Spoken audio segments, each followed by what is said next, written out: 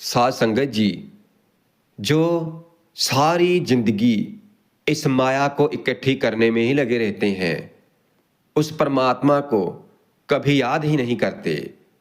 उस परमात्मा की तरफ तो उनका कभी भूल कर ध्यान ही नहीं जाता, तो उनका क्या हाल होता है। तो आपको इस कथा के अंदर, इस साखी के अंदर सुनने से पता चलेगा कि हमें परमात्मा ने इस संसार में जन्म क्यों दिया है, हमारा असली काम क्या है। जो हमारा असली काम है तो वो हमें इस साखी को सुनने से पता चल जाएगा कि हमें इस संसार में आकर क्या करना है, क्या नहीं करना है, हमें किस तरफ अपना ध्यान केंद्रित करना है।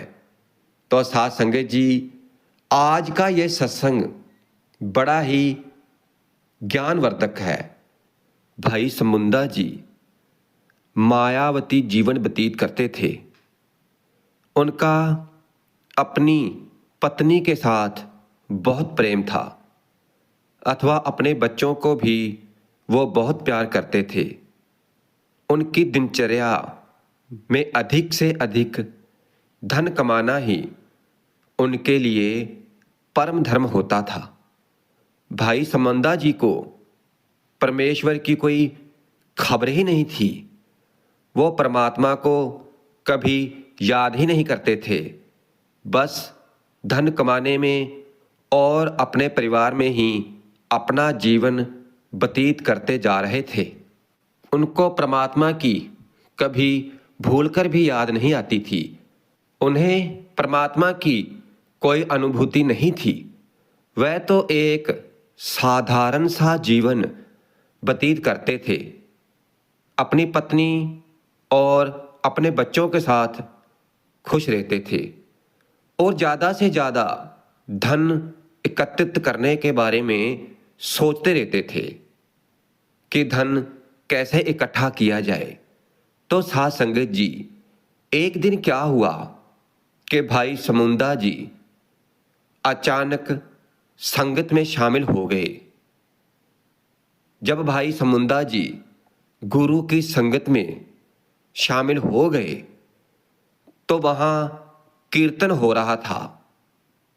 सतगुरु महाराज अपने वचन फरमा रहे थे और बहुत ही सुंदरमय कीर्तन हो रहा था। लोग बैठे हुए थे, संगत बैठी हुई थी और फिर वो भी वहां पर बैठ गए और संगत के साथ कीर्तन सुनने लगे। और वहां पर जो कीर्तन हो रहा था, तो उस कीर्तन में सतगुरु के प्यारे सिख ने इस शब्द का उच्चारण किया, आनंदिन सिमरो कहो जो अंत सहामी होए, बिख्या दिन चार छे छाड़ चल्यो सब कोई। साध संगत जी, इस शब्द का अर्थ है कि उस परमात्मा को, उस मालिक को, उस वाहिगुरु को दिन रात सिमरो। और बाकी ये सब जो हमारे सामने हमें दिखाई दे रही हैं, जिसको हम अपना सुख समझते हैं, अपना असली काम समझते हैं कि बस माया ही इकट्ठी कर ली और इस संसार की मोह माया में ही फंसे रहे, तो ये सब यहीं की यहीं रह जाएंगी। ये हमारे साथ नहीं जाती हैं। ये स्त्री, ये पुत्र, ये माँ, ये बाप, ये भी हमारे साथ नहीं जाते हैं। ये तो हमारे थोड़ी देर के ही सगे संबंधी हैं, क्योंकि यहाँ पर सब कुछ ही मायावी है। बस इसको समझने की जरूरत है। हम जो दिन रात धन इकट्ठा करने में लगे रहते हैं, रात को भी हमारे को अच्छी तरह नींद नहीं आती है, बस इस धन के बारे में ही सोचते रहते हैं और सारा जीवन इस माया में ही गुजार देते हैं। इसलिए सतगुरु महाराज फरमाते हैं कि ऐसा धन इकट्ठा करना चाहिए जो हमारे साथ जा सके, और वो केवल परमात्मा का सिमरन है, नाम की कमाई है, उस कुल मालिक का सिमरन है, उसकी भक्ति है, क्योंकि यही केवल एक ऐसा धन है जो हमारे साथ जा सकता है और कुछ भी हमारे साथ नहीं जाता है। तो इन शब्दों का भाई समुंदा जी पर बहुत ही गहरा प्रभाव पड़ा और वह जाग गए, उनकी बुद्धि जाग गई, उनको होश आ गया और वो सोचने लगे कि मैं जो कर रहा हूं वह ठीक है या फिर जो गुरु की वाणी है, जो गुरसिख मुझे बता रहे हैं, क्या वह ठीक है। तो फिर सतगुरु के सिख कहने लगे कि ये ठीक है। तो फिर सतगुरु के प्यारे सिख कहने लगे कि उस परमात्मा की, सतगुरु की वाणी सत्य है, केवल यही सत्य है, बाकी तो सब झूठ है, कूड़ है। और फिर ये सुनकर भाई समुंदा जी उठकर अपने घर आ गए। और जब भाई समुंदा जी अपने घर पहुंचे तो उनका किसी भी काम में कोई मन ना लगा और उनका रोटी खाने का भी मन नहीं हुआ। और जब वो सोने के लिए जाने लगे तब भी उनको नींद नहीं आई। रात के 12 बज गए लेकिन नींद नहीं आई और वो इसी विषय के बारे में सोचते रहे, विचार करते रहे कि माया को इकट्ठा करना अच्छा है, ठीक है या नहीं, और स्त्री पुत्र और माँ बाप के संबंध कहाँ तक है, ये कहाँ तक मेरे साथ चल सकते हैं। और फिर इसके बारे में सोचते हुए, ऐसा विचार करते हुए भाई समुंदा जी को नींद आ गई। और फिर उसके बाद उन्हें एक बहुत ही भयानक सपना आता है और सपने में वो देखते हैं कि वो बीमार हो जाते हैं। उसके सगे संबंधी, पत्नी, पुत्र, माँ बाप जो भी हैं, तो वो पहले पहले तो उनका बहुत ख्याल रखते हैं। उनकी बीमारी को ठीक करने के लिए सभी तरह के उपाय करते हैं। जहाँ भी दिखाना होता है तो वहाँ उन्हें ले जाकर दिखाते हैं, हर कोशिश करते हैं। लेकिन जैसे जैसे बीमारी बढ़ती जाती है, दुख बढ़ता जाता है, तो सभी उनसे दूरी बनाने लगते हैं। और उसके बाद भाई समुंदा जी देखते हैं कि उनका अंतिम समय आ जाता है और यमदूत वहां पर उनकी जान निकालने के लिए आ जाते हैं। और फिर ये देखकर भाई समुंदा जी बहुत डर जाते हैं। यमदूतों की ऐसी भयानक शक्ल देखकर वह बहुत डर जाते हैं और रोने लगते हैं। और रोते हुए अपनी पत्नी से कहते हैं कि मुझे इनसे बचा ले। और भाई समुंदा जी की पत्नी रोते हुए अपना सिर फेर देती है कि वह उन्हें यमदूतों से नहीं बचा सकती। और फिर यमदूत भाई समुंदा जी की रूह को मारते पीटते हुए धर्मराज के पास ले जाते हैं।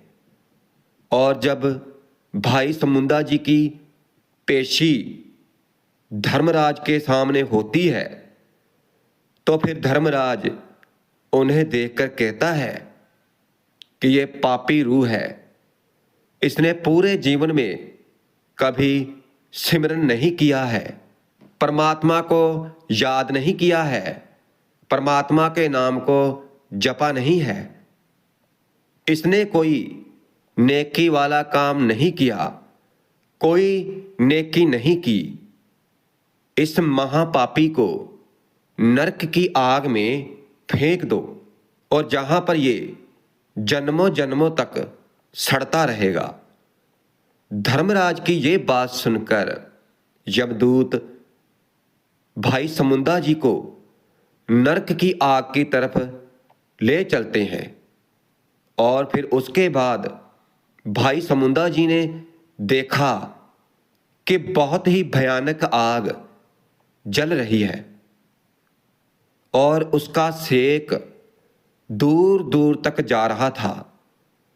उसके पास जाते ही चीज सड़ जाती थी, इतनी भयानक आग थी। तो जब भाई समुंदा जी वहां पर पहुंचे तो उन्होंने देखा कि वहां पर पहले से ही बहुत पापी रूहें आग में कुरला रही हैं और जन्मों जन्मों से वहां सड़ रही हैं। और फिर जब भाई समुंदा जी को यमदूत उठाकर आग में फेंकने लगे तो फिर ये देखकर भाई समुंदा जी की चीख निकल गई और चीख निकलते ही उनकी नींद खुल गई और वह एकदम से उठकर बैठ गए और उसने देखा कि वह नरकों में नहीं बल्कि अपने घर पर ही है और वह मरा नहीं बल्कि जीवित है। लेकिन उसका दिल इतनी जोर जोर से धड़क रहा था कि उसका सांस लेना भी मुश्किल हो रहा था। तो फिर भाई समुंदा जी उठकर बैठ गया, लेकिन अभी रात बाकी थी, रात पड़ी हुई थी और आसमान में तारे चमक रहे थे। घर के सभी लोग सोए हुए थे, आसपास के सभी लोग सोए हुए थे और चारों तरफ शांति थी। उस शांति में भाई समुंदा जी घर से निकल पड़े और धीरे धीरे चलते हुए भाई समुंदा जी वहां पर जा पहुंचे जहां पर सतगुरु महाराज की सिख संगत आई हुई थी। वह गुरसिख जाग रहे थे और स्नान कर रहे थे। स्नान करके उन्होंने रब्बी भजन करना शुरू कर दिया, कीर्तन करना शुरू कर दिया और फिर घबराया हुआ भाई समुंदा जी उनके पास जाकर बैठ गया और परमात्मा का, सतगुरु का कीर्तन सुनने लग गया। और फिर वहां बैठे बैठे ही दिन चढ़ गया और उसके बाद भाई समुंदा जी उनके चरणों में गिर पड़े और रोने लगे और विनती करने लगे कि मुझे भी अपने गुरु के पास ले चलो, मैं पापी हूं, मुझे नरकों से डर लगता है, मैं कैसे बख्शा जाऊंगा, मेरी सहायता करें, मेरा मार्गदर्शन करें, मुझे स्वर्ग की राह बताएं, मुझे नरकों की भयानक अग्नि से बचाएं। और फिर वह सभी गुरसिख, सभी पांचवी पातशाही श्री गुरु अर्जन देव जी महाराज जी के गुरसिख थे।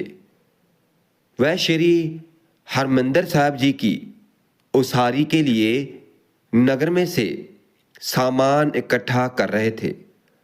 उन्होंने भाई समुंदा जी को धीरज दिया और उन्हें कहा कि पुरखा सुबह हमारे साथ चलना, वहां पर जगत के रखवाले गुरु जी हैं, तुम हमारे साथ चलकर उनके दर्शन करना, तेरा उद्धार हो जाएगा। और फिर अगले दिन भाई समुंदा जी उन गुरु के सिखों के साथ चलकर रामदासपुर पहुंच गए। और फिर जब वो वहां पहुंचे तो आगे दीवान लगा हुआ था। सिखों के गुरु और सतगुरु महाराज श्री गुरु अर्जन देव जी संगत को उपदेश कर रहे थे। और फिर भाई समुंदा जी सतगुरु के चरणों में जा गिरे और रो रो कर विनती करने लगे, पुकार करने लगे कि हे दाता, हे सच्चे पातशाह, हे सतगुरु महाराज, मुझे बख्श लें, मुझे बख्श लें, मुझे इस भवसागर से पार करवा दें। मुझे अब नरकों की आग से भय लगता है। बहुत सारी उम्र मैंने व्यर्थ गवा दी है। इसलिए हे सच्चे पातशाह, अब आप मेरे ऊपर कृपा करें, मुझे इस नरकों की आग से बचा लें और मुझे अच्छे जीवन का ढंग बताएं। हे दाता, हे दयालु, हे परमात्मा, हे सच्चे पातशाह, मेरे पर कृपा करें। और फिर अंतर्यामी सतगुरु जी ने देखा कि भाई समुंदा जी की आत्मा पछतावे में है, यानी कि धर्म के रास्ते पर चलने के लिए तैयार है। इसको गुरमत बख्शनी योग है। और फिर ये देखकर सतगुरु महाराज ने फरमाया कि वाहेगुरु ने मुझे इस संसार में नाम सिमरन और लोक सेवा के लिए भेजा है। इसलिए सुबह उठकर परमात्मा की भक्ति, नाम का सिमरन करना, धर्म की कीर्त करनी, कृत्य करने और गुरबाणी सुनना, ये है जीवन मुक्ति। और फिर गुरु जी का उपदेश सुनकर भाई समुंदा जी सतगुरु के मार्ग पर चल पड़े और सतगुरु के सिखों और भक्तों में गिने जाने लगे। और फिर अंतकाल नरकों की जगह वह स्वर्ग में जा विराजे।